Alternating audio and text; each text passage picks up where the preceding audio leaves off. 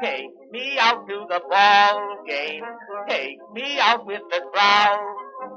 Buy me some peanuts and cracker jack. I don't care if I never get back. Let me root for the home team. If they don't win, it's a shame. For it's 1, 2, 3 strikes, you're out at the old ball game. Hey, we are back, and couple of notes. You haven't heard it yet. This is the magic of quote-unquote radio, even though it's a internet and it's podcast. But the song we just played in the intro is Take Me Out to the Ball Game. And you didn't do Center Field by John Fogerty? No, and I'll tell you why. We've had some issues with YouTube of late with copyright. Yeah. And so two things about it, and we'll get into the second one last in our Throw It to Missy segment. But I used Take Me Out to the Ball Game, the Edward Meeker, I think it is, something like that, edition, which is from 1908, which is public domain. 100 years, right? Yeah, so 75 years. 75 years, yes. And that was written by Jack Norworth and Albert von Tilzer. Albert von Tilzer. Doesn't sound like a great American pastime writer. No, he probably didn't like Jews either. Yeah, that's what it sounds like. Yeah, in 1908, it was okay to do that. Yeah, it wasn't true. until the 30s and stuff when that became taboo. Yes. In the world's view, anyway. So the reason we played that intro and the reason we're here today, because this is the baseball episode, and it's a little overdue. We wanted to do it before the season, but hey, we're still only 2 weeks into the season. Schedules are conflicting sometimes. Yeah, and it's still early enough. It's not yet summer. We're just now getting into spring, so I think it's time for a baseball episode. We also wanted to wait till the Cardinals looked like they were actually going to be good this year. Yeah, so it's more they turned it on. That first week. Turned it on. So, like I said, it is the baseball episode, and I wanted to ask you, because we're going to talk more about everything that pop culture, baseball has to offer the pop culture world. But I wanted to ask you: is there a better sport? And I know there's a lot of great movies and there's a lot of great things when it comes to pop culture and sports. But is there one that has a richer and more full and better tradition than baseball at giving us pop culture stuff? Oh, not even, no question. I mean, and we'll get into our exercise here later, but there's probably 20 to 25 baseball movies I'm sure you could rattle off the top of your head, and I could as well. Where I don't know if I could think of 25 sports movies that aren't baseball. Here's the thing, too. There's at least 15 good ones. Oh yeah, yeah. I chose 6 and a couple honorable mentions a little later for our movie six pack. But after I wrote it out, I go, well, how do I have that 6? Because I looked at the rest of the list. I was like, well, shit, I'm leaving out. And spoiler alert, I'm leaving 8 Men Out. Yeah, which is an amazing movie. Yes, it is. I'm like, wow, this is a tough deal. So yeah, I mean, it's why we're doing this episode. And we're going to jump right into it. And one of the reasons I wanted to jump right into it, I didn't want to get off to a slow start. Like the Cardinals. Well, more importantly, like Chris Davis. Oh, no. So at the time I wrote this, and I'm going to go through a little bit of statistics, and we're also going to congratulate him because it did come across my phone that he broke his hitless streak. Oh, he got a hit today? He got a hit today. That's great. But I wanted to just start in at 2013. For all of you, am I Joe Pesci from My Cousin Vinny now? What is a Ute? All yous guys. Chris Davis is the first baseman DH for the Baltimore Orioles. Back in 2013, he was one of the best players on the planet, putting up 286 average, 53 home runs, and 138 RBIs. And there was a lot of talk in this town at the time of trying to get Chris Davis. Yeah. A lot of talk. Well, 2014 was a little dip, but not bad. But 2015 was another high mark, 47 home runs to lead the majors, 117 RBIs. But then something happened. 208 strikeouts to lead the league. Now, when do you have in your show notes there when he signed that big contract? He is in the it will be in my show notes here in a second. But okay. I'll get through. So then 2016, then you can see a trend here: 221 average, still 38 home runs. This time 84 RBIs. This time leading the league at 219 strikeouts. That's a lot. That's what, a strikeout every 3 appearances? Yeah, just considering 500 at bats qualifies you for all the awards. Yeah, that's pretty bad. Then 2017 and. Catch me if you hear this again. This time a 215 batting average, 26 home runs, 60 RBIs, and then just a 195 average. And then last year, statistically the worst year for any player to ever qualify, which is 450 at bats and I think 120 games at a position, 168 average. 16 home runs, 49 RBIs, and 192 strikeouts. And the reason that's important is because he has not, up until today, Good job for you, Chris Davis. But as I was writing this, he had not had a hit since September 14th of 2018. That was 210 days. 2/3 of a year, and they played him. And I want to say he broke the Joe DiMaggio streak. Didn't he have 58 straight plate appearances without a hit? Something like that. Yeah, it's insane. Which is, put that in perspective. Joe DiMaggio's record, that'll never be broke. Right. The hits record. He did the complete mirror image of that. Right. I mean, that's insane. It probably wasn't 58 straight games, but because I think it was 0 for 58 before he finally got that hit today or something like that. He was 0 for 53 on this season. Okay. And then he 0 had for 24 maybe or something? something like that, yeah. So September. Okay, so yeah, maybe. Yeah, so he is right now currently in the fourth of a 7-year, $161 million contract. I believe when he came up for free agency, it was the Cardinals were deciding between him and Dexter Fowler. I mean, talk about deciding between when to put a bolt in your brain or jump off a bridge. Well, yeah, that's the lesser of two evils. Yeah, because I don't know how good Chris Davis is in the field, but Fowler's probably better. I mean, Fowler can at least play any position in the outfield. Yeah. Davis, I think, can only just play first. He sure can't. Neither could hit. Well, I guess Fowler is the lesser of two evils because he is carrying an average, and this year Davis is not. So are we no longer the best fans in baseball? Because I believe the last week or so, fans were starting to applaud every appearance of his, trying to get behind him. Yeah. Where I think if you asked any Hoosier in this town, they'd throw Dexter Fowler off the top of the arch. Yeah, no doubt. And I'm one of them. I'm one of those guys going into the year was like, the guy's earned it. He's a veteran. Let's give him a chance. Let's let him get healthy. He's just not good right now. And he might not ever be good again. Yeah, I would say he's probably not going to be good again. But the reason I bring up Chris Davis, and he got out of his slump today, and I wanted to start there because one thing that baseball gives us, and I don't credit Mark Grace for it. I just credit Mark Grace for being the person that points out. And I just want you to know, people, that this is in quotation marks. This is a direct quote that when you're on a slump, Mark Grace said, you find the fattest, gnarliest, grossest chick, and you've got to lay the wood to her. And that's how you get out of a slump. And I don't know what Chris Davis did to get out of his slump, because slumps 90% of the time are in the guy's head. Yeah. And I'm sure he's able to find a lot of women who meet the description in Baltimore. Yeah. What is it? Let's give us a little bit of WWE here. Rick Rude. What I like for you now is for all you fat, lazy Baltimore hanging out the wharf sweat hogs. Keep the noise down.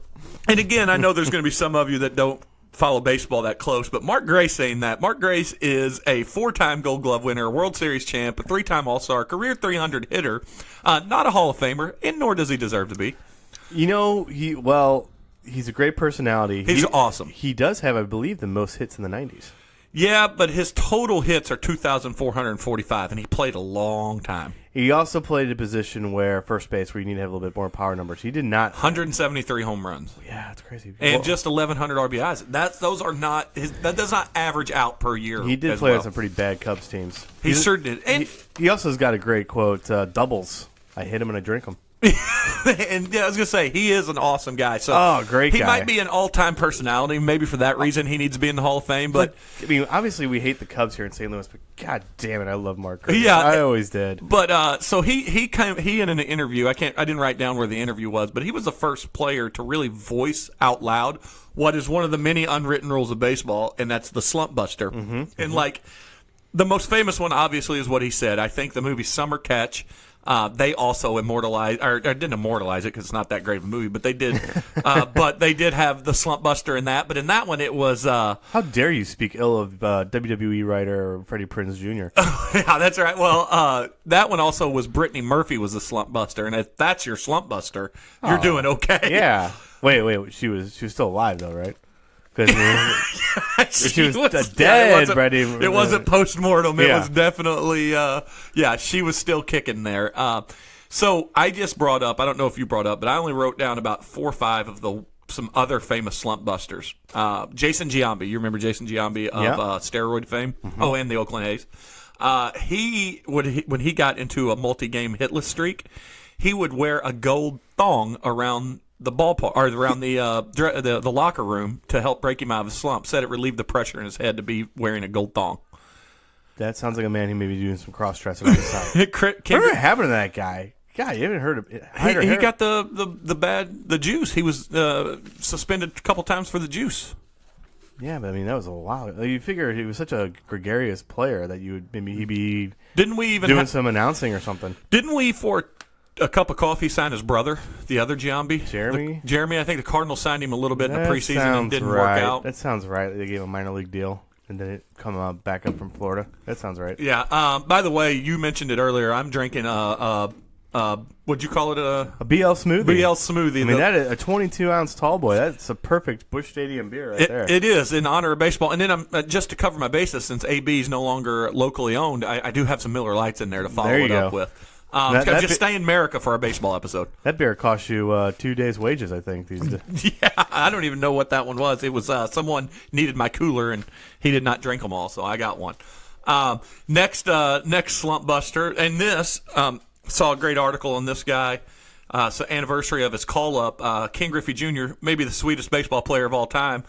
He once sold a Mercedes Benz because he got in a slump and he felt like the Benz had no hits in it and he had to get rid of it. Huh. Yeah. So even Griffey, the sweetest swing in baseball, needed to break a slump. Another guy who's beloved in this town, he had his 500th home run in Busch Stadium. Yep. And then the best fan in baseball who caught it gave it back to him. No, have you heard this story before? I've not heard this, sir. So he gave the ball back to Ken Griffey Jr., no money, no nothing. And so as a thank you, Ken Griffey Jr. hooked him up with, the standard bats, jerseys, all that stuff. But then also flew him and I believe 3 family members and friends to the All-Star game that year. And he was Ken Griffey Jr.'s guest. Oh, I'll be darned. And I think I read recently that they still have somewhat of a friendship. I tell you, Ken Griffey Jr. will go down as my favorite player of all time. Yeah. Because how young I was when he was good, the backwards hat, everything that he brought. I mean, he invented swag for baseball. I think you could make a case that he is baseball's last star. Boy, that's a good thing to say. There's also a case to be made that he's one of the 10 greatest players of all time.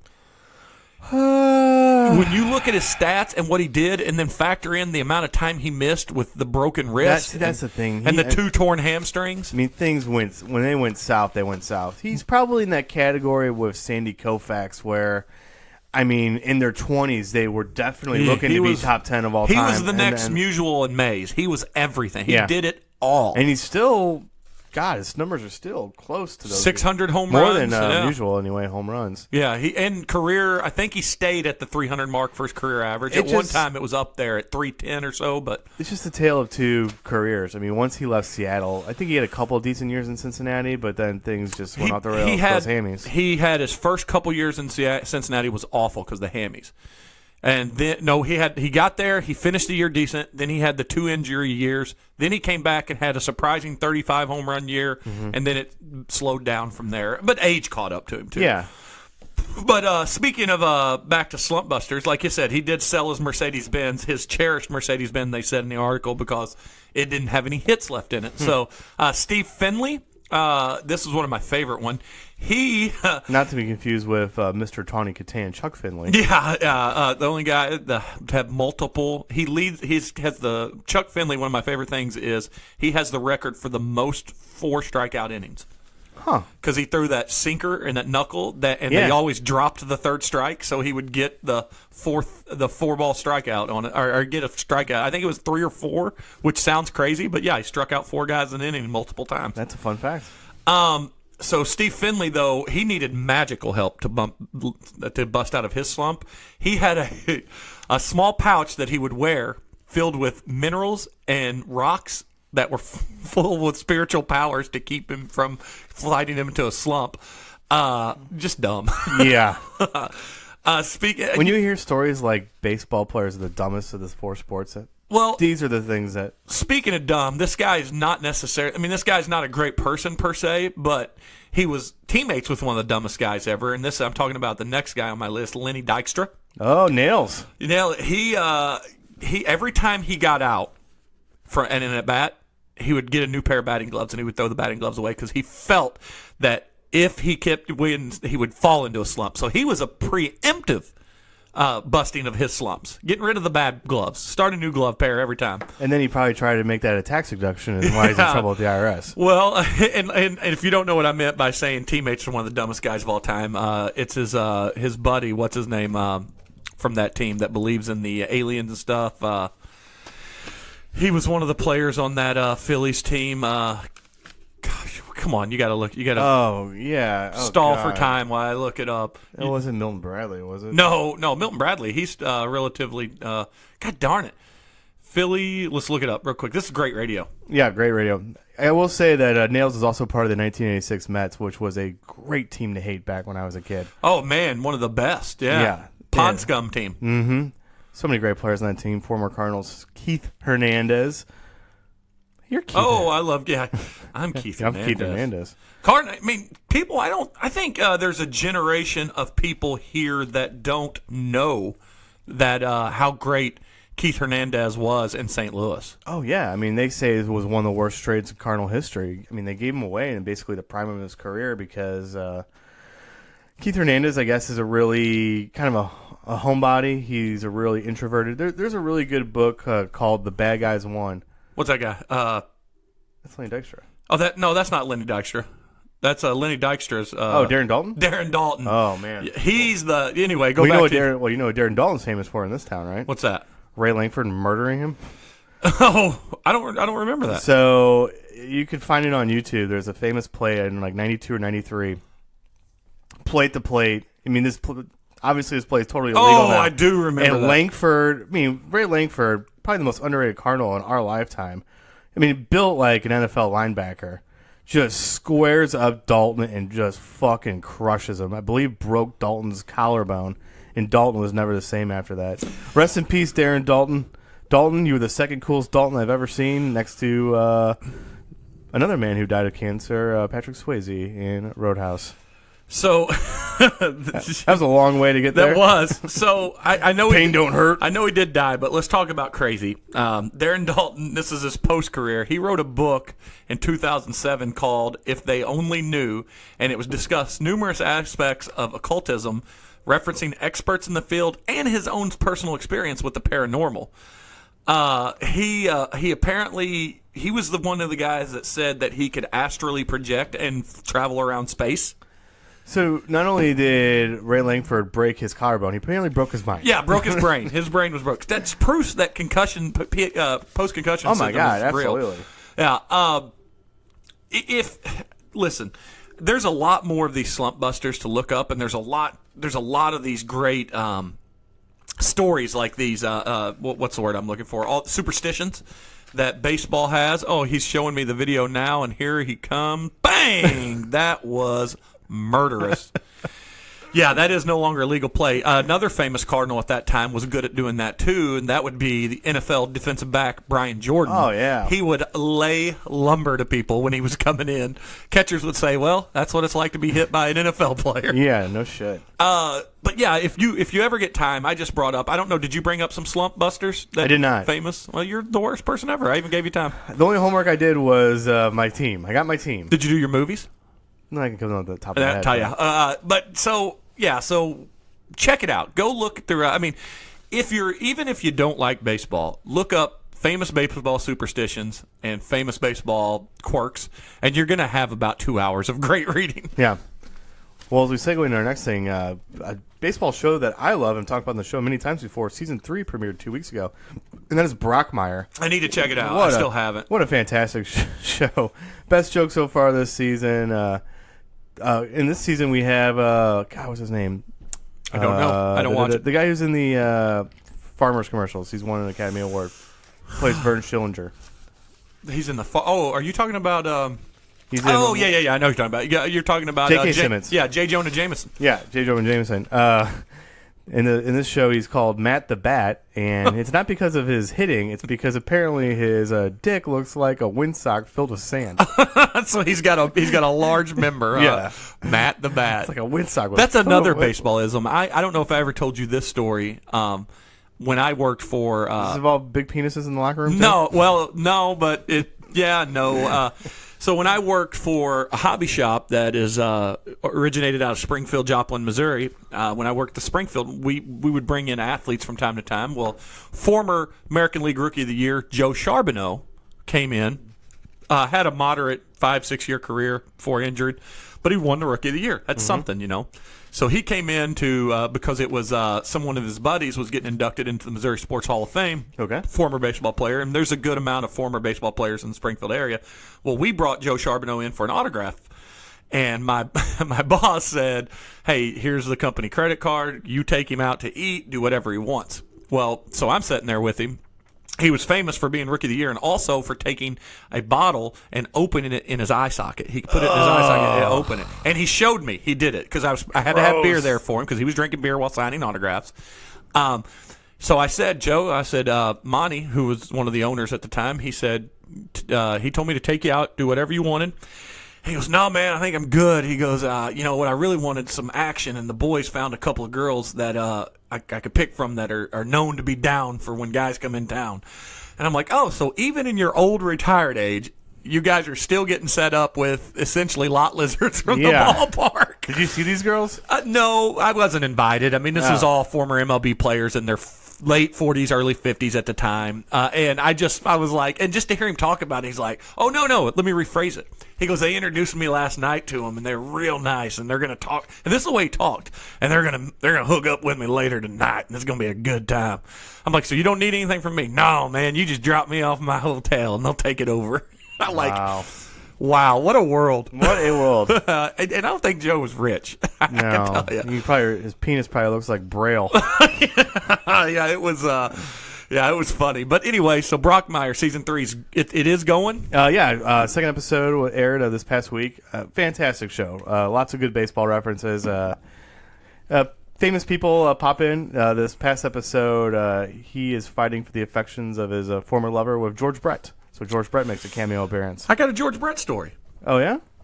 So I had a friend that when I lived in Kansas City, she worked for the railroad company. So they had a box at the Royals games, and from time to time we'd go to the Royal game, and so I'm there with her, and we're having a good time. And I mean, it's baseball, and she comes up to me and she goes, "Man, there, like for those that's never sat in a suite at a game, you've got your indoor where all the food is, and then you can sit out in front of it, which is outside." And there's a piece of glass that separates you and the suite next to you. Yeah. So our fans are poors. They never experienced a sweet life like we had. That's right. Us pun intended. Uppity folks. Yeah. So she came inside and she goes, "There's some dude on the other side of the glass that just acts like he knows everything about baseball." And I was like, "Oh yeah." I said, "Is he an old guy?" Is it just some old annoying guy? She goes, "Annoying as fuck. He will not shut up. He just keeps telling everybody what he did and what he should have done or how he would approach it." So I go, "Well, I'll go sit next to him and see if he's full of shit or not." And I go over there. It's George Brett. Yeah. I turned and looked at her. I said, "Hey, he hit 391. Yeah, he knows." He's a Hall of Famer. So I said, "Hey, Mr. Brett, I just want to let you know, big fan." And he was like, "Oh, nice meeting you." And this was pre-camera phone days, so there was no picture, but he was cool as could be. I have heard nothing but good things about him, just being a super nice guy. He was. What he was doing is clearly there were some people. He was there to entertain these people for the Royals or something, but they were asking him. They weren't saying, "Hey, why were you so great?" or say. They were asking like, "Well, what would you do if a pitcher was pitching you that way?" And he was breaking it down. Yeah. He was just over there like, "Hey, well, here's what I'd do. I'd pine tar the fuck out of my bat and then hit a home run and then get called out." I will say to our audience, if you ever get the chance to listen to like an athlete without cameras around and they can be themselves, it is really fucking fascinating. They're just think of the game in a whole level that you don't think of as a fan. Yeah. Middle note, I obviously alluded to the most famous George Brett home run, the one he was called out for. Yeah. For those that don't know, too, because that home run was awarded back to him the next day. I don't think I knew that. Yeah, so they overturned it. MLB overturned it because it did not, and they can do that if the score does not affect the run does not affect the outcome of the game. Okay. So it was overturned, and he was given that home run back because the pine tar was not illegal, and it also ruled that it did not help him in any way, shape, or form. I think we've talked on the show before about there being multiple universes out there. Yeah. I would love to see the universe where George Brett gets past the umpires and gets his fucking hands on Billy Martin and just beats him to a fucking pulp. Well, all he would have been doing was doing Steinbrenner a favor. That's true. He's only fired Martin, 3 times? I think it was like 5. It was a ridiculous amount of times. speaking of entertainment, let's jump into. I've got this You got this tall ginormous boy? beer. Let's jump into the best baseball movies all time, and I was torn when I was writing this up between what is our Mount Rushmore or our six pack, and I decided I like our Mount Rushmore thing, but 4 movies is just too few to narrow it down. So I needed the extra 2 to make myself feel better. So we're going to agree on this one. Come up with the This is the top. This is Pop the Culture Bombcast. top 6 pack. All right, let's see what you got. All right, I'll start number 1, and you. Or I tell you what, I'll get through my list since you didn't write it, and then you can change it for your list. Okay. So, in no particular order. Are we going to talk about each movie as we? Yeah, if okay, you let's want. talk about each. Yeah, we should. Number 1 on my list is the first one that Wait. popped in my head. Wait, is this number 1 through 6? No, Or no, just popped in your head. Popped in my head. All No right. order because it's hard to rank them. Okay. But well, I tell you what, I rephrase it. One of these I'm going to say is my favorite baseball movie. This one is a strong contender. This is the first one I thought of, and it's Bull Durham. Okay, yeah. My favorite thing about Bull Durham, and I think in the infancy of this podcast, I told the story. I watch it every time it's on TV because I love it. Okay. The characters are great. Spoiler alert: Crash Davis may pop back up later in the. I was wondering if you would. But one of my favorite, absolute favorite note of trivia is there's a scene where Sigourney Weaver, that's way off. What's her name? Susan Sarandon. Susan Sarandon and Millie, the blonde, the attractive blonde, Yeah. are sitting there watching the game, and Crash gets out, and she says, whatever the bat boy comes over, and she says, give Crash this note. And he gets it, and the manager, the assistant manager, I can't think of that actor that plays him, and he's great in it. Isn't Wilford Brimley? No, that's Wilford Brimley's the natural. that's right. But I mean the assistant manager, the guy that was. The guy who's in Batman. Yes, yeah, Arliss. Arliss, yeah, he was Arliss. Also, I can't think of his name, but I love him. Henry Wall? You might be right. Robert Wall. Robert Wall, that's it. Robert Yep. Wall. He goes, "What's it say?" And Crash opens up, says, "You're opening your hips too soon." So he writes a note back and he hands it to the kid and says, "Don't read it." And the kid takes it back, and Susan Sarandon opens it up, and Millie says, "What's it say?" And she says, "I want to make love to you." Oh my. Yeah.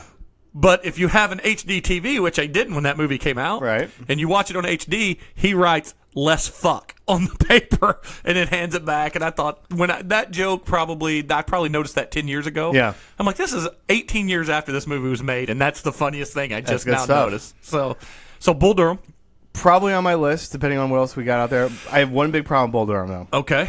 Tim Robbins throws like a Can't pitch. just Yeah. terrible. Can't pitch. Terrible. Yeah. I chalk it up because he was trying to breathe through his eyelids at one point. He was trying to do all kinds of crazy stuff. Yeah, it's very distracting, though. But yeah, Nuke Lelouch does not have a good delivery. No. Next movie pops up on my list would be Major League. That's my favorite. Major League is a fucking classic. It is. Major League One is, for me, the Matrix of baseball movies. It's a classic. It was amazing from front to back, and then it had piss poor sequels. Major League 2 is not good. First off, you got rid of Wesley Snipes because he was overpriced. Well, I mean, Omar Epps, he does all right. Wesley Snipes suddenly lost 12 years of his. Willie Mays Hayes lost 12 years of his age, and Major League 2 has its moments. there's a couple of good spots. Spoiler alert, Major League 2 may be on my list later. All right. Well, and I like the Japanese player. You got no marbles. And Major League 3, back to the minors. Ugh. But a little better than it should have been. Still Yeah. not great. But I think Euchre's actually even funnier in Major League 2. I'll give you that. If anybody needs to see a good proctologist, why don't you take a look at the right center line? And that's probably because when they made Major League 1, they got Euchre thinking, well, this guy's a character. He'll be great for the movie. And then Major League 2, they're like, hey, this guy was one of the best parts of the movie. Oh, yeah. Well, Let's give him more lines. You've also got Dorn. As of midnight tonight, I activated myself. He opens his trench coat. Spoiler alert on Dorn, it was hard not to put him on my list. Yeah. Because you forget that he was actually a great third baseman. He just became old, and he was in the later stages of his career, and he didn't want to take a ball to the face to ruin his he did post not. career. It says very specifically in his contract he has no calisthenics.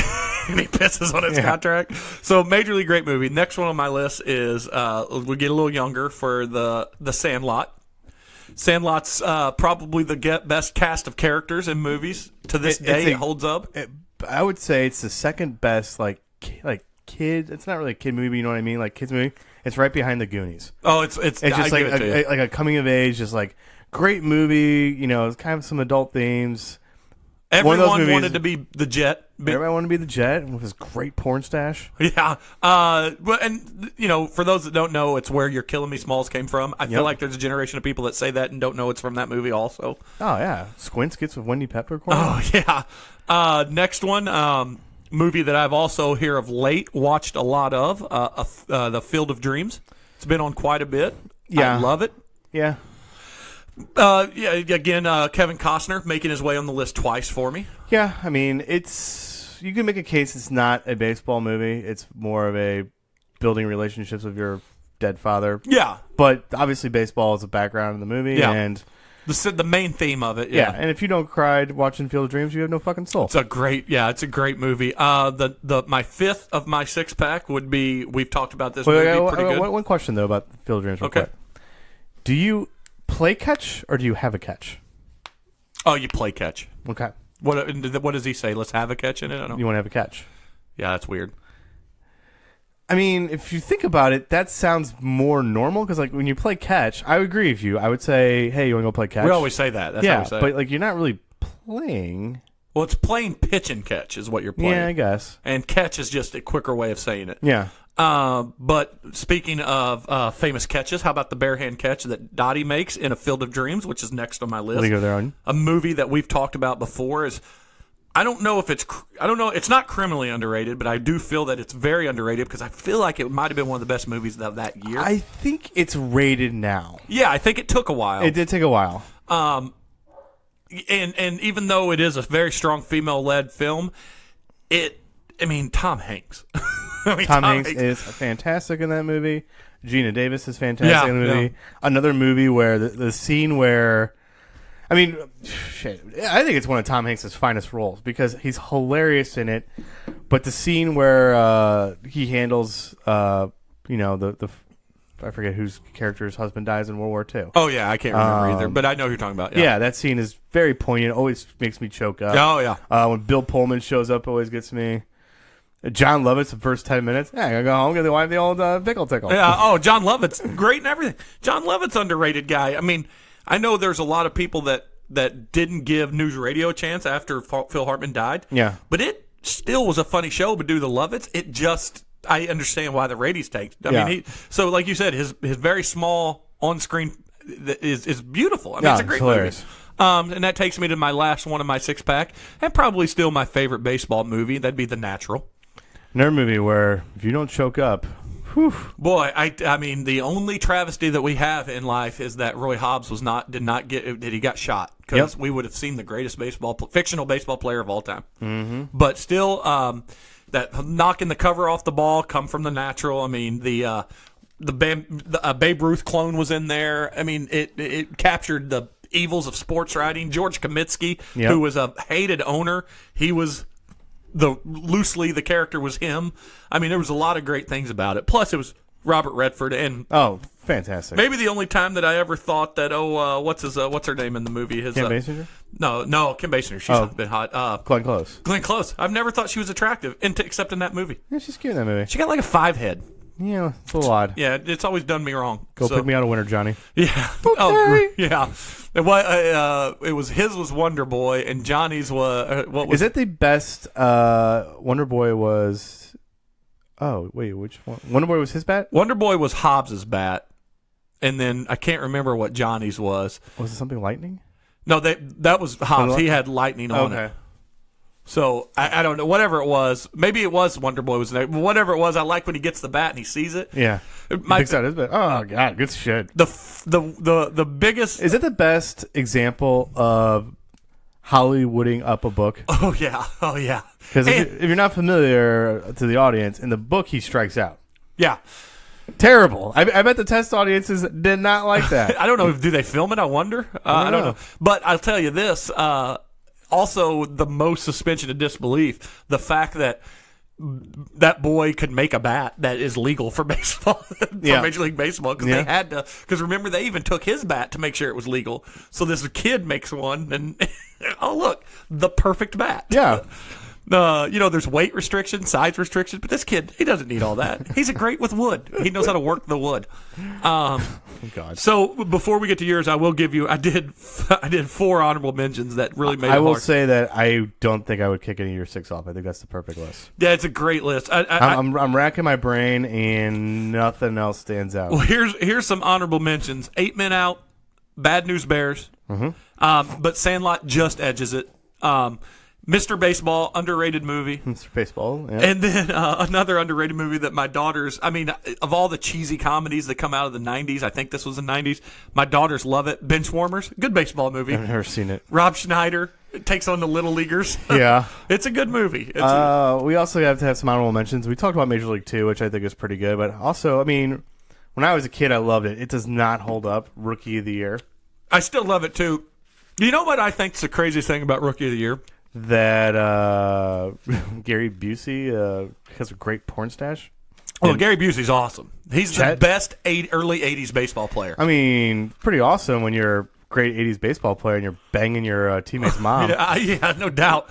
Well, what's his name? Kevin from, or not Kevin, but the kid from American Pie that's the star of it. Yeah. What I found odd Henry is, Rosenblum. yeah, so in that movie, he's tall, and looks to be like he's going to grow up to be a big kid. Yeah. And then he gets into American Pie, and he's suddenly the shortest kid in the room. Yeah. Like, how did that? He must have matured at 12 and then did not grow again for the rest of his life. I believe the girl that's his love interest in that is Julia the Cat Gaffney from Mighty Ducks 2. Oh, I'll be darned. Was she the one that grew up to be in softcore porn, or No, that's No. You're thinking of the Icebox oh, from that's Little Icebox, Giants. yeah. Also, the Rookie of the Year American Pie kid, and I met him. I didn't meet him, but I saw him in Wizard World a few weeks ago here in St. Louis. He was there. So yeah, him and the Shermanator. Do people actually sign up for that? Oh yeah, they got in line for him. that's good. People paid for the dual pictures because people I love just that don't stuff. I just don't want to see people be lonely out there. No, people. Ernie Hudson had a great line. All of them Dude, did. Ernie Hudson's a goddamn legend. Yeah, and was the second most ripped person in the room. I see that. Built like a bodybuilder, and the only reason you can compare him to a bodybuilder because right across from him was Lou Ferrigno, who was the most ripped person still in the room. Oh. But I think Rookie of the Year. My favorite thing about Rookie of the Year is when he hits the doctor and the doctor says "funky butt loving." Oh yeah. And that Even when I was a kid, I'm like, really? That's the best I could do there? isn't that odd? Yeah. But I probably said "funky butt loving" for the next 10 years. I like the bad guy in the Mets who's like, kid, you got nothing, and I know you got nothing. Oh yeah. He's like licking his lips as he's going to try to hit the home run. Also, another way to suspend your disbelief is he throws a slow pitch softball at him. Yeah. Because Mom played softball, which, by the way, would have been fast pitch softball. Mom, it was you? Yeah. It was me. And a very, very underrated performance by one Roger Dern. Isn't it Roger Dern, Bruce Dern's brother? Wasn't he the little pep? Hey, little pep, pep. Yeah. A little help. Knocks himself in the cage. A little help. No, that's what's his face? That's Merv. Merv. What's Merv's name? What'd you say? Dern. Roger Dern. He's Bruce Dern's brother. No, it's What's his name? Oh, it's the guy from Wonder Years. He does the voices. What? Yeah, that's who it is in that movie. Oh fuck! Why can't I think of his name? Yeah, we're blanking. We're doing a bad job. We are really doing a bad job. Yeah. Anyway. So good movie. Daniel Stern. Daniel Stern. Yeah, how did I not? Yeah, he's the pitching coach. Also, John Candy in that movie. Yeah. I forgot John Candy was in that. Oh, he was the team. He was the play-by-play guy. Yeah. Oh, that's right. But Bruce Stern. Yeah. Great guy. That guy's been funny. He's been serious. He's awesome as the dad in Whip It with old Ellen Page. Yeah, Bruce Stern's great. Yeah, I like him. Any other honorable mentions you can think of? Well, you've got Little Big League. It's a decent movie from the early 90s. Not as good as Rookie of the Year, but not bad. We've got The Fan with Robert De Niro and Wesley Snipes. Yep. That's a decent movie. Spoiler, that'll come back up in a little bit. Okay. And one that will be another spoiler might come up in a little bit with the late Bernie Mac, Mr. 3000. Oh, okay. That's a solid movie. That is, you know what?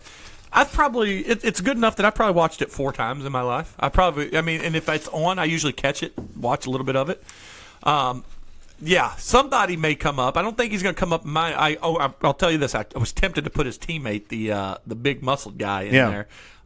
But yeah, I mean, good movie. I like it. So, but we keep alluding to all these things that might come up, and this really was when we decided to do this episode. This was one of the things that made me really happy because I loved it when we did it for football. Yeah. So you and I, and that's why you don't see the Flop or John here because they had no inclination, no desire to do this. None whatsoever. And we know the people just want the two of us anyway. That's right. But, I mean, it's so nice not being interrupted today. I get it. But, of course, we're talking about doing the all-time pop culture baseball team. So what I did is I didn't do a DH, but if you have a DH, that's fine. Mine will be the National League version. Okay. I did do manager. Oh, you did? Okay. So every team needs to start with a manager. And, of course, my manager. And one thing I did not do is I didn't put real-life people in this. Okay. Well, it's got to be fictional. That's how I... Yeah. Except I did put Jimmy Dugan, Mr. Tom Hanks. As your manager? As my manager. I did not put a manager, but if I did, I'd have to put Coach Lou Brown from Major League One. Yeah, that's a good one, too. I thought, because Jimmy Dugan turned a group of housewives into winners. He did. He also didn't take the team from worst to first. I mean, it was a ragtag misfits. That's true. Yeah. I mean, he did, but he had talent. They're beginning to come together. Yeah.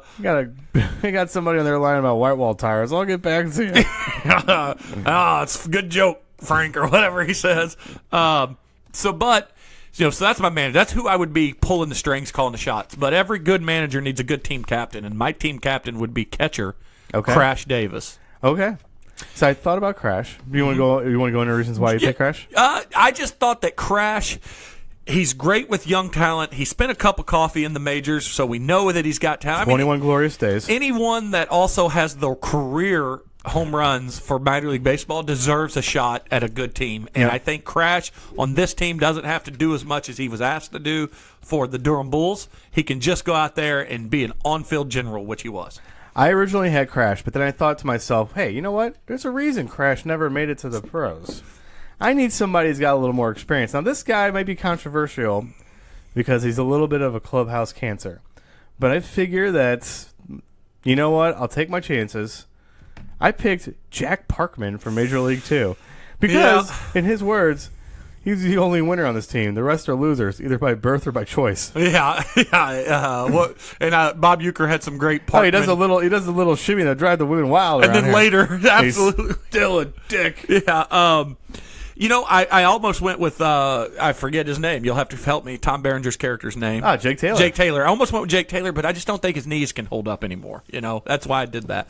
But Parkman he probably deserved to be on the list. I mean, he was known as the best player in baseball, prolific power hitter out of a catcher. I don't buy that. I mean, Piazza maybe, but I'll just go in, going down the 1, 2, 3, 4, starting at first base. This is going to be one that probably you didn't have, I bet, but I'm going to go with Jack Elliott, Mr. Baseball, Tom Selleck. As you can, we don't have it on video today, but as you can see, I have Jack Elliott, Mr. Baseball, on my list. Side note about Mr. Jack Elliott, he was replaced by Frank Thomas in the movie. That was the guy hitting the home runs in the when he found out he was being released and he went over to Japan.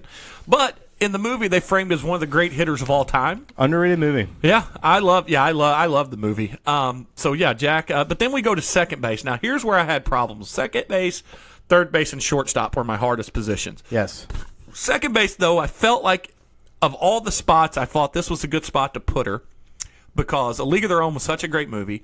And I want to ask you this. There was a lot to do about Gina Davis in that movie and her sister, Lori Petty, whose pitching was...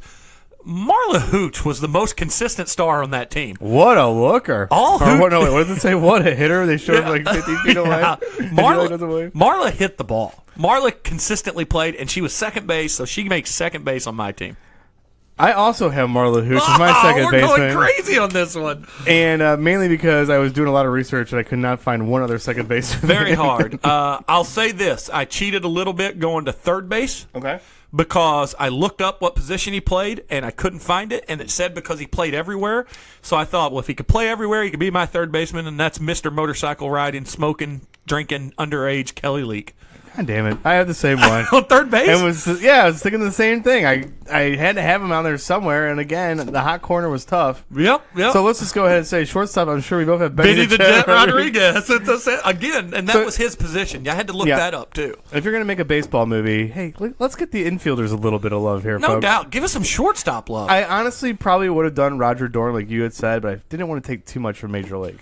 Vilder Valderrama almost made my list. Oh, from Summer Catch. Yeah. But he slept with one of the only reason he was going to make it is he slept with Mrs. Al Pacino. Beverly D'Angelo. Yeah, Beverly D'Angelo in the movie. So not only did he do that, but he nailed the cougar. So, but then let's jump in the outfield. And I, like you, almost went with Dorn too. But there was that minor league or major league fear that I had too many guys from that.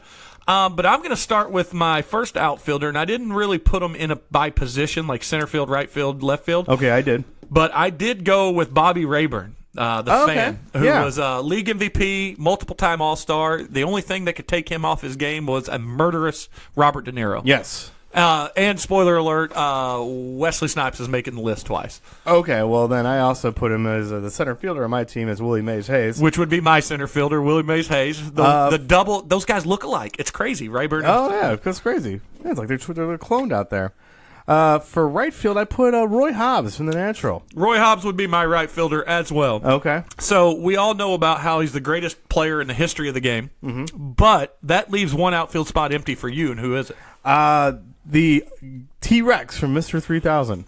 The guy who's like the best player on the team, then Bernie Mac has to show him the air in his 50 way. home run guy. Yeah, just the cover of the sports game has his own little dance, which is stupid. But yeah, he was a great player who bunts in order to get him a chance at hitting his 2,999th or whatever it was. That's right. So then that brings us, I only picked 2 pitchers, but you can go as many as you want. I only put 2 as well. I bet we have the same closer. That's got to be Ricky Wild Thing Vaughn. That is. Yeah, I put he was a starter, but let's face it, his best accomplishments on the field was in the closer role. He could just come in and throw the heat. Straight gas. But we do need a starter. We need someone to get us there. We've not mentioned the movie that I have my in front Steve Nebraska. God damn it. The guy pitched a perfect game on 81 pitches in the World Series. Yep. And he struck out Ozzie Smith. Yeah, I mean, it's not a great movie. No. The Scout. Yeah. But great character. Here's the only fault, though, of all the faults in that movie. Actually, it's an okay movie. But of all the faults, what happens after he gets the perfect game? The guy's got to pitch 2 more times. That's a good question. Yeah, we don't know. That's the end of the movie. Hey, we still got a World Series to play here, people. But yeah, Steve Nebraska, played by one Brendan Fraser, if you don't know. Yeah, I mean, that's a pretty solid team. I mean, there's some other pitchers like. So we only had one different, and that was catcher. That'd be catcher. Yeah. Thank God I put Jack Parkman, and I changed it on the way over here. No, we had 2.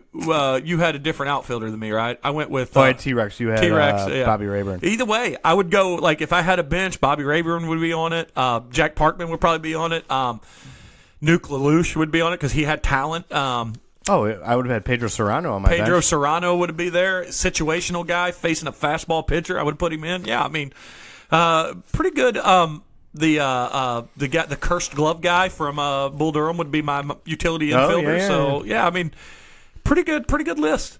Pretty good list. That was fun. I put them up against anybody. Oh, I think they went 120 games. At least 120 games. That's probably the most. That's the first time that's ever happened in the history of our podcast. That close. So 90% of the things we nailed. Thanks, Internet. Yeah, we had different managers too. That's true, we did. But I would also have another person as an assistant manager. So one guy we didn't put on the list would have been Kevin Costner's other character from For the Love of the Game. For the Love of the Game. Did you ever watch that? Yeah, it's okay. I hated it. Okay. It's not a movie that I would put on my list. It drug on, and it was like forcing every possible dramatic situation. Very cliche. Oh yeah, it's like. Yeah, I don't know. Doesn't he announce his retirement during the game, too? He sends a note. Yeah. Hey, there was a movie. As a kid, this movie was awesome. I can't think of the name of it, but it's a baseball movie. It's a very good one. So good you can't remember the title of it. Well, you know what? It was another one. He was going for the home run record in the movie, and I can't remember the damn name of it. It's got to be early 80 movies. Some other good ones that we mentioned mostly the fictional ones. Cobb. Cobb's pretty good. Again, with Robert Wool. Oh, yeah. I always liked The Babe. It kind of got bad reviews, but Yeah, it wasn't the best, but I enjoyed it. I enjoyed the hell out of it. I love what's his name in it? John Goodman in yeah, it. he's great. Oh, how about Trouble with the Curve? Another very good movie. Oh, with Clint. Yeah, good movie. Clint and what's her name? Anna Kendrick, isn't it her? Yeah, not Anna Kendrick. The Lois Lane. What was her name? Terry Hatcher. No, the one that played Lois Lane in the. The redhead. Yeah, Amy Adams. Amy Adams. Yeah, she's very good in it. Gosh dang it! This one was the. I want to say it was the play. I'll have to look it up. I'll come back and tag it. But it was. It was a great movie because it was in the 80s. He was the best hitter. I think it was the Brewers who he played for. Okay. But he was going for the home run record. Everybody knew he could do it. And he falls in love with this club singer who it's mainly about their story. They fall in love. He starts getting on a streak. She breaks up with him. He goes into a big slump. Oh, so no. He actually gets injured. Like either a crash or something. He's in the hospital, and they bring a lookalike in to do it to cheer him up and make him go back out and start hitting again, which he does. And then he finds out. I mean, it's a cliche '80s movie. It's not a bad movie. I remember it was in like '82 when it came out. It was like a big movie. I think they thought it was going to be bigger, but it wasn't. But if I look it up, it's worth watching. Check it out. Is it better than or worse than Angels in the Outfield? I think that movie's just atrocious. I mean, it is a bad movie. We got Tony Danza. Yeah. Hold me close, young Tony Danza. He ain't young in that movie. No, he's not. What's another good? There's like I said, Cobb. There's a lot of good. 42 and 61. 61, I was going to say. 61's a good. The best thing about that is in the first 5 minutes of the movie, Mickey Mantle said, "That's why I like Asian chicks, man. It's their small hands make my dick look big." Nice. Yeah, just class. I like also when they said. When Babe Ruth's wife there, he goes, "Fuck her." He goes. They said, "Well, he ran this town. Look at me, home runs he hit." He goes, "I bet I got more pussy than he did." So, oh god, yeah, good movie though. I like all the other baseball characters in that movie. Yeah, and we talked about it earlier. 8 Men Out was a reason I didn't put Joe Jackson in there because it was a historical film. But there's a lot of good ones to watch. Yeah, Bang the Drum Slowly is a good one. Talent for the Game, which was a great movie where he was that's a very good movie. He's a talent scout. He's the chief from Miami Vice, the police chief from Miami Vice is in it. You know what I'm talking about? Edward James Olmos? Edward James Olmos. Is that not his best known role? I mean, you could have said Admiral Dama.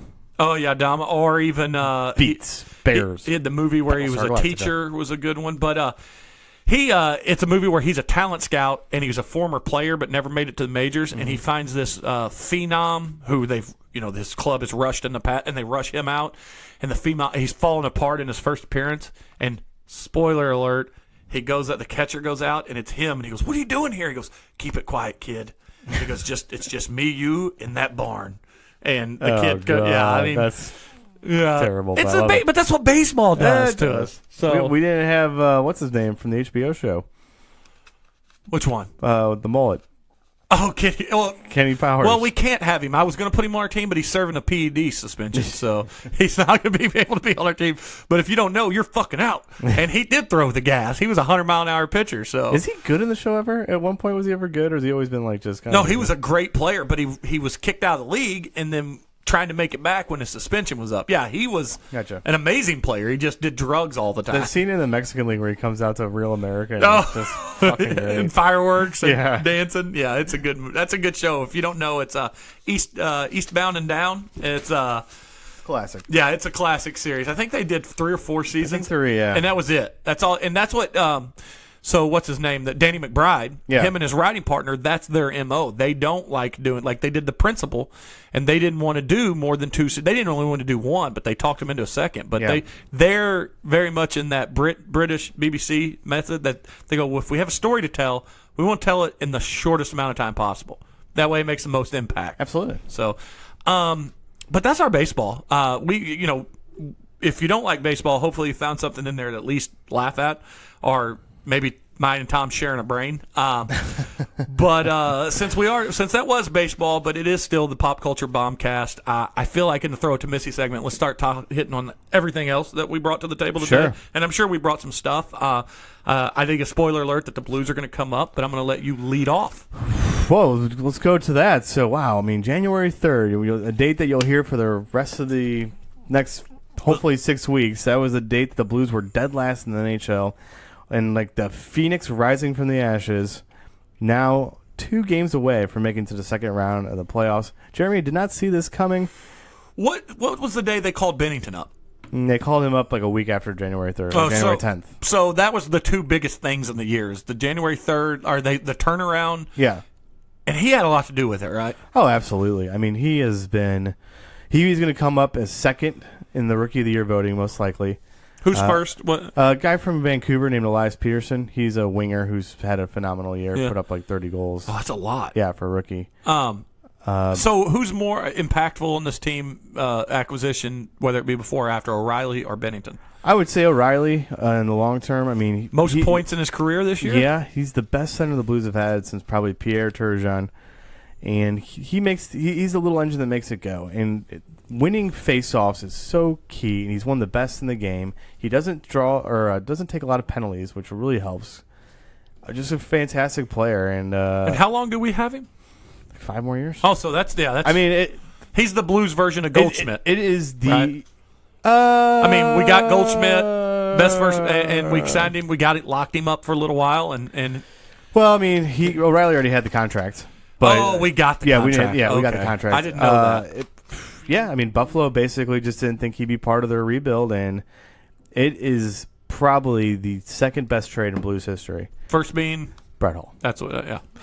But where'd Brett Hull come from? Calgary. Okay. Brett Hull came. He was a deadline deal. So is third Wayne Gretzky? No, because the thing about that trade is, even though it didn't really work out for the Blues because he didn't come back the following year because he hated Keenan so much. Yeah, which everybody hated Keenan. Blues didn't give up really anything to get him. Yeah, they gave up like 5 spare parts. Yeah, nothing major. It's just been fun. I'm going Sunday night, tomorrow night. Probably when you hear this, I've already been at the Blues game 3. It's going to be loud. It's going to be crazy. I cannot wait. What a turnaround. What about, one last question about it, where does, and how good has he been? I know it's a great story, but Maroon, how is he? It has been a great story. Patrick Maroon the rumor was he was going to be outright cut around February. And since then, he has really turned the season around. Because when we signed him, or did we trade for him or sign him? Signed him to a 1-year deal. He was getting offers for 2 or 3 year deals, but he took a chance on himself. And everybody made a big deal how the hometown boys coming back. And he had a good couple of games, and then he fell off. I remember everybody saying, man, he's awful. Yeah.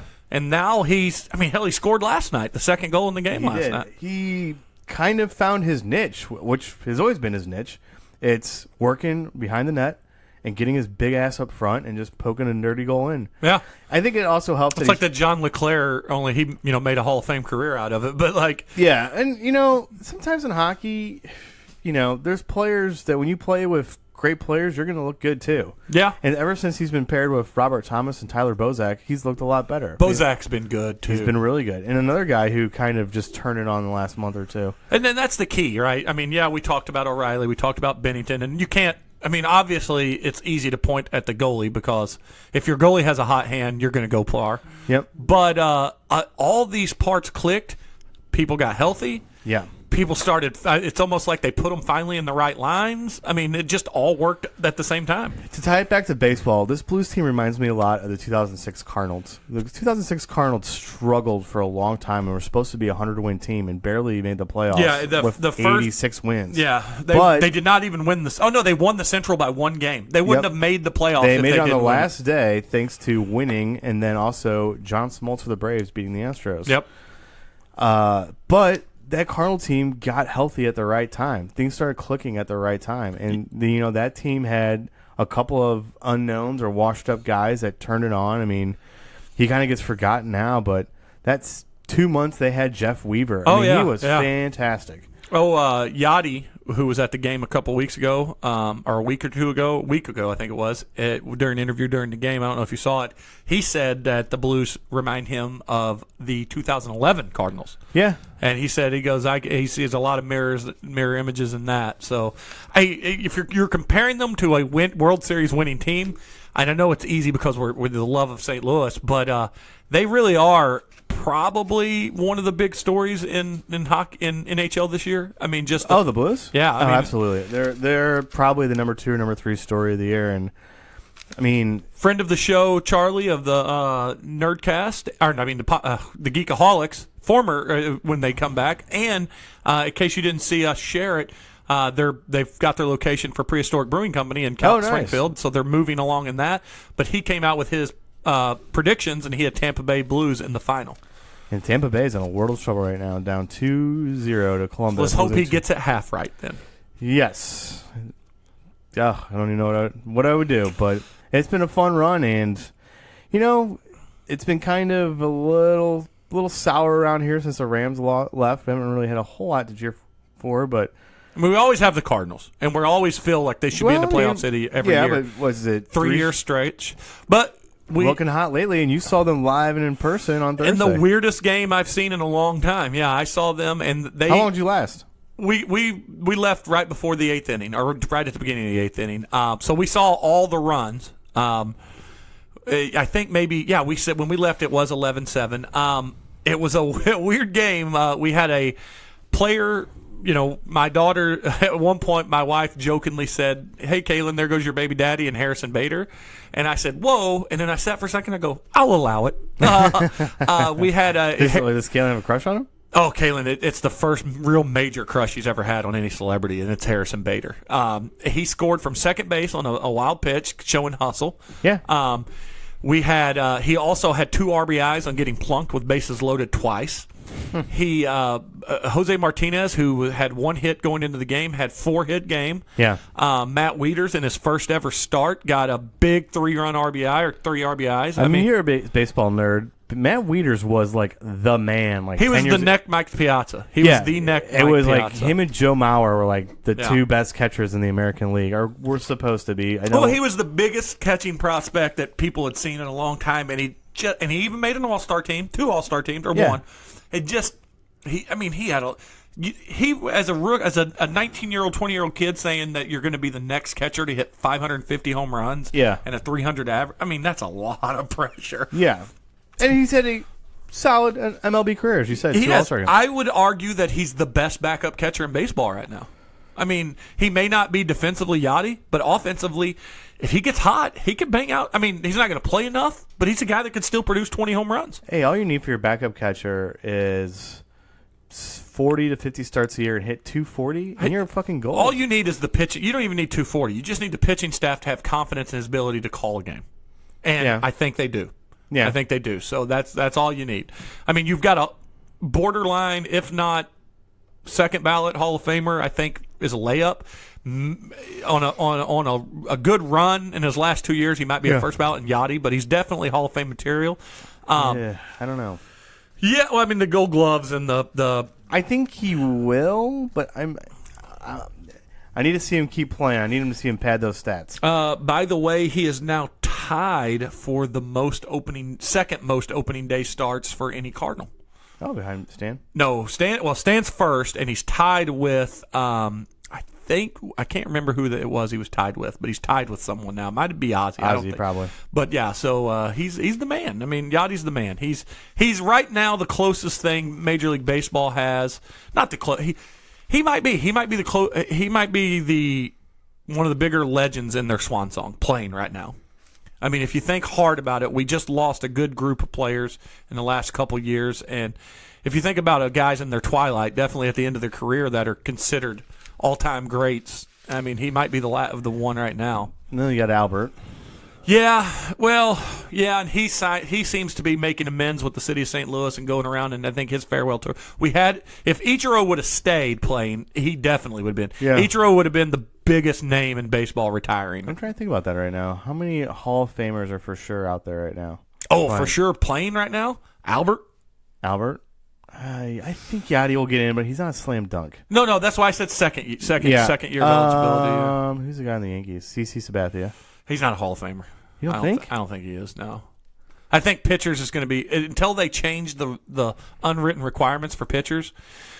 I mean, the 300 games is never going to happen again. And Sabathia did pitch great, but how far is he from 300? Yeah, we're not. I don't even think we're going to see another 300 win pitcher, are we?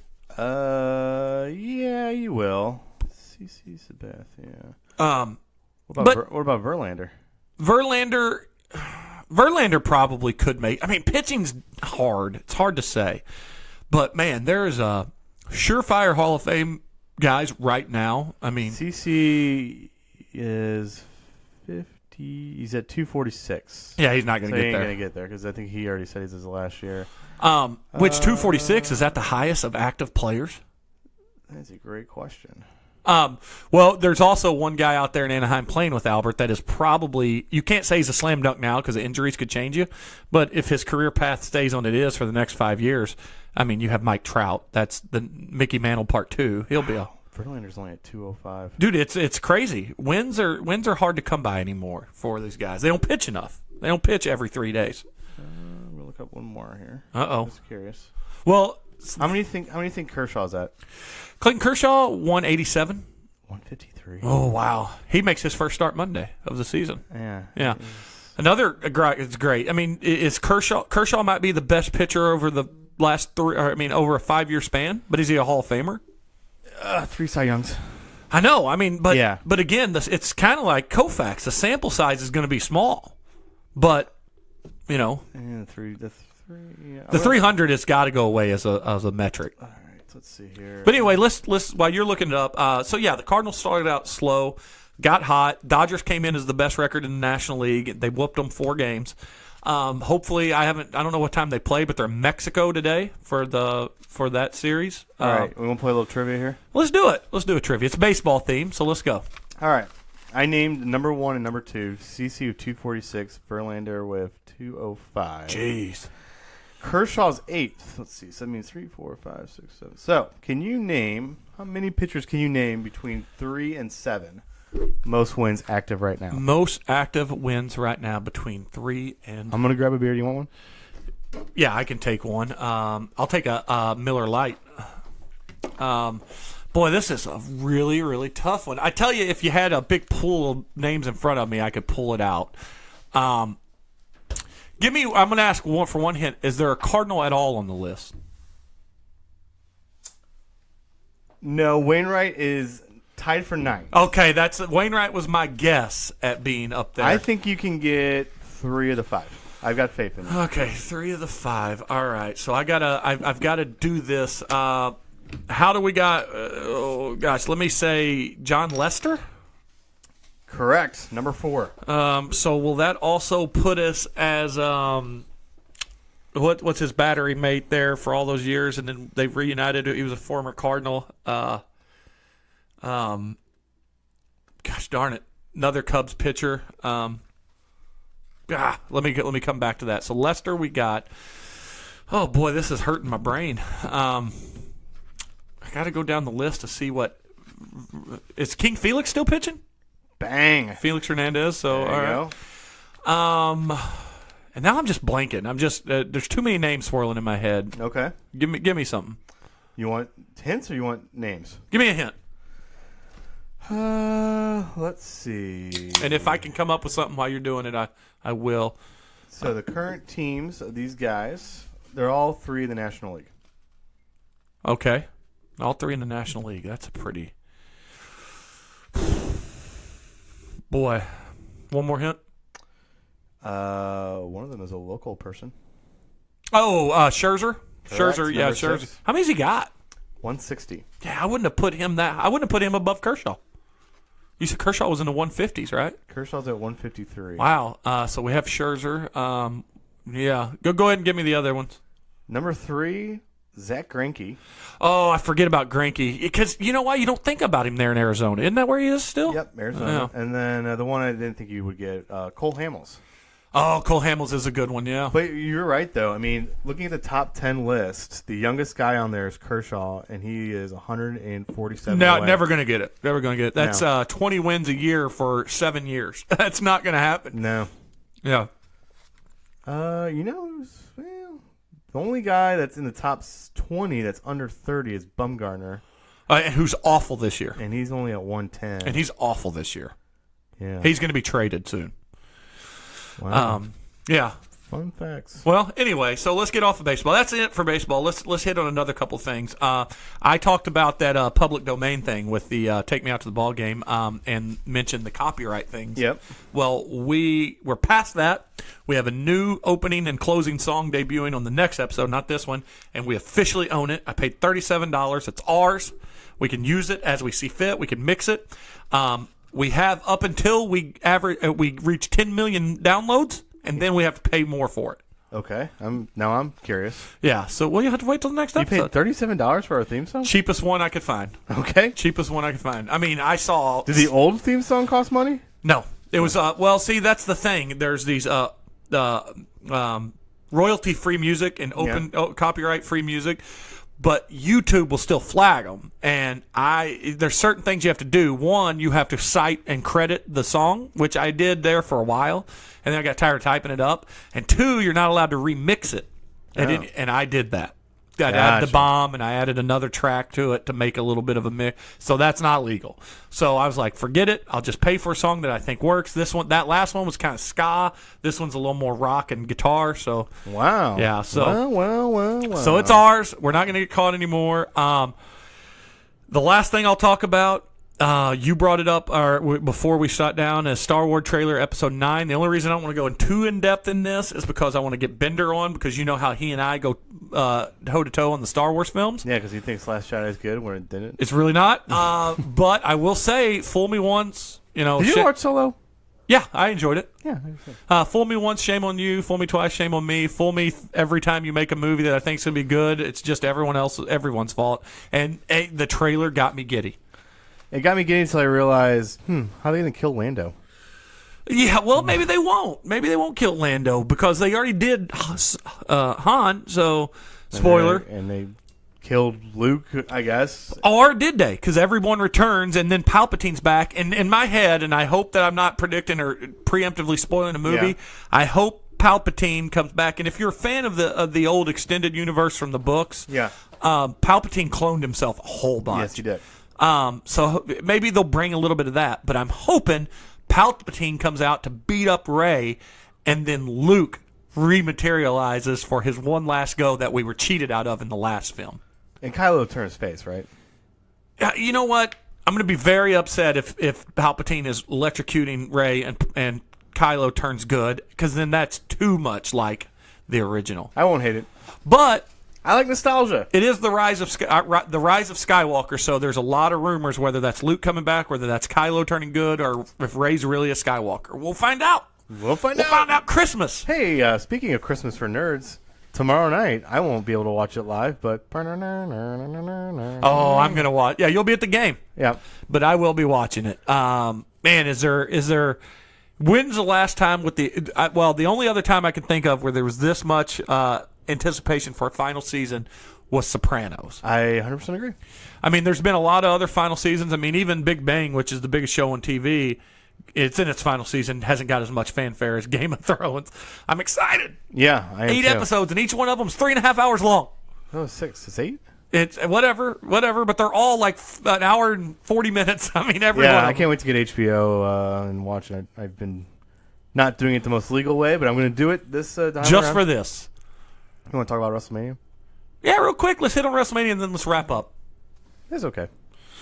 I only watched it. I did get the network. And was watching it up until we had to watch something else, and then I watched it the next day. I think the girls put on a good show. Absolutely. I think they were really. It was really. They did a good job of headlining in that spot. It was a blown spot at the end, which was Rhonda's fault and the ref's fault. Yeah. Rhonda broke her hand in real life in it, so she's shit. going to be gone a while. But she was already going to be gone a while. I think if there were some shocking things for me, is Brock Lesnar essentially got squashed. He hit about 12 suplex and then got beat with 3 curb stomps. That was, which was good. AJ Styles and Randy Orton put on a great match, but half the crowd didn't see it. In case you saw that. No, what happened? The WWE lighting crew had a light on that blinded half of the arena, so they didn't even see it. And Randy tore them up and apologized. Very un-Randy-like. The Kofi match was good. The Kofi match was the best match of the card, and it was the most emotions involved. I don't think it's been a long time. It's been since the Attitude Era. Well, let me rephrase that. Since Daniel Bryan had his run, it's the first time I feel like everyone in the crowd was on the same side and they were all emotionally invested. The crowd was chanting and clapping and doing everything they could, and it was a good moment. It's 6 years overdue. Yeah. And it's good that they gave him the title. I got a little worried when the New Day came in. I'm like, oh, man, they're not going to turn on him, are they? Yeah, and thank God the kids came in. I'm like, oh, okay. Yeah, it was a good moment. The other good match, I didn't like the end of it, but another good match was The Miz and Shane McMahon. I thought it was a bad ending. It's a nice little spot. It was a good spot, but to have Shane just be laying on top of him to get the pin was a little silly. So my negative notes, other than the length of the card, which is absurd. Yeah, they got to really knock that out. I mean... Just make the main. I mean, just knock it out. Friend of the show, Drew. He was watching with his son, who's 7, I believe, and that's the prime age for watching wrestling. And it's too long for that. And in the main event, it's on a school night. Yeah. Didn't get to see the last 2 events because he fell asleep. Well, I would. So that was one. The length. I don't like the length of it. 2 would be. I hate to jump on this and be like a complete internet troll, but the old guys still putting themselves over, i.e. Triple H, and I don't mind him beating Batista, but to have like the second or third longest match on the card is ridiculous. Right. And Shane putting himself back over, and I realized they're at least in that one they had a story. Right. But The Miz is a star. He's a star. Absolutely. He had the greatest heel run in probably the last 6-7 years. He's got his own reality show. He's a star, and they just let him be a star. I get that they're turning him face, but WrestleMania was a good coming out moment for him as a face, and they just poo-pooed on it. And Triple H's massive intros, and we don't need it. We don't need it. The Undertaker didn't even show up. I guess he showed up the next night, but yes. What's his deal? Is he going to wrestle again? He's lost weight. He had the hip replacement. He said he can wrestle, but he can't do a full-time schedule. Okay, go to AEW. So All Elite Wrestling. What's he going to do then? Yeah, he's going to have a little one-off with Elias, I guess, at Royal Rumble. Hello, I am Elias. Well, there's another guy that is getting kind of poo-pooed on because he's fans are into him. His gimmick's over, and they keep beating him up. Comedy only gets you so far, though. But I guess if I had 3 stars on the night, my 3 stars would be AJ Styles, Kofi Kingston, and Becky Lynch. There you go. And I think that's the 3 biggest stars in pro wrestling right now. Hard to argue that, really. Yeah. So, and then number 4 would be, well, they got Cancer Boy back. Yeah, that was another bad match. That was a real bad match. I fell asleep. And the problem with that match, with what it was, is the crowd absolutely knew there was no way that Drew McIntyre, who was deserving of a push, was going to beat Roman Reigns. Right. I mean, when the fans can't even guess the outcome because they know, not just guess, they know there's no possible swerve coming. Yeah, but they tune out. Seth Rollins would be my 4th star of the night. But, yeah, so anyway, that's our pro wrestling talk. You got anything else before we wrap up? No, I think I mentioned the Brockmire and the Star Wars. Oh, hey, speaking of Star Wars, sounds like the Disney app will be out here around Thanksgiving. And amazing. Yeah, $6.99, is that the price? And a lot of content. Jeremy Renner's going to be in a series about Hawkeye. I mean, they're keeping their stars. The Mandalorian sounds really good. Yeah, the Mandalorian sounds good. I'll probably get it. Oh, I'm getting it for sure. Well, I've got kids who are more in that wheelhouse than you do, but yeah I'm definitely getting it. And I will finally watch all the Marvel movies so I can talk all nerd. 59 hours. Yeah. We've poo-pooed on the DC Universe app about it, and because the TV shows don't really do it for me. Did you watch Shazam? No, I have not yet. I heard it's good. I heard it's great. I heard it was actually a better film than Captain Marvel, but Captain Marvel made a lot of movie, and they said, it's A- to A. But But the DC Universe Did you app, see Captain Marvel? huh? You watched Captain I've Marvel? not watched it yet either. okay. No, but the DC Universe app, they just announced this week that they will put all Golden, Silver, and Modern Era comic books on the app. That's cool. That's worth it to have the access to almost their entire library except for new, like brand new stuff. That's pretty big. So I'll check that out. So good for them. But yeah, that's it. What's like the best DC storyline ever? Oh, Dark Knight Returns probably, or The Watchmen. I mean, those are the two big ones. That's Frank Miller and Alan Moore. I mean, both just being masters of their craft. After that, there's Kingdom Come, Batman Hush. There's a lot of good stuff. But Batman's great. yeah, and Dark Knight Returns is my favorite, and Watchmen's my second favorite. When we did our spin-off podcast about the comics, Pop Culture Comic Pod, that was why we did 1986, because those came out in the same year. And they're the two biggest comic series of all time. I mean, most important, probably. Sure. So, anyway, playoff hockey tomorrow night in St. Louis. Going to be a rockin' Enterprise Center. We'll see you all on June 14th at the parade on Market Street. Now, I feel really bad. My son, John, who's 4, is like he's just like all in on this parade. And I'm like, And you don't know that it might not happen. Blues history will say it will not be happening. Speaking of that, we'll talk off air about maybe that if it was to happen, but and some more things like that. But could send us out of here. Look, I sent a put it on Facebook last night. If you're not friends with me, the famous scene from Godfather 3 where Al Pacino goes, "Every time I'm out, they pull me back in." There's something about this Blues team. There's something about them that makes me believe a little bit. So, hey, let's go Blues! And before I play the music, I will say that the team you doubt's the team that win it. We've had a lot of good teams that we thought, but, hey, scrappy. Scrappy bunch. So here comes the music. Just like our podcast, a scrappy bunch. I also wanted to say, too, about Take Me Out to the Ballpark. That's the chorus. There's actually two verses to the song. Name. Anyway, Told but the yeah, umpire he was wrong all along, good and strong. When the score was just 2-2, Casey knew what to do. Just to cheer up the boys he knew, he made the gang sing this song. Take me out to the ball game, take me out with the crowd. Buy me some peanuts and cracker jack. I don't care if I never get back. Let me root for the home team. If they don't win, it's a shame. For it's 1, 2, 3 strikes, you're out at the old ball.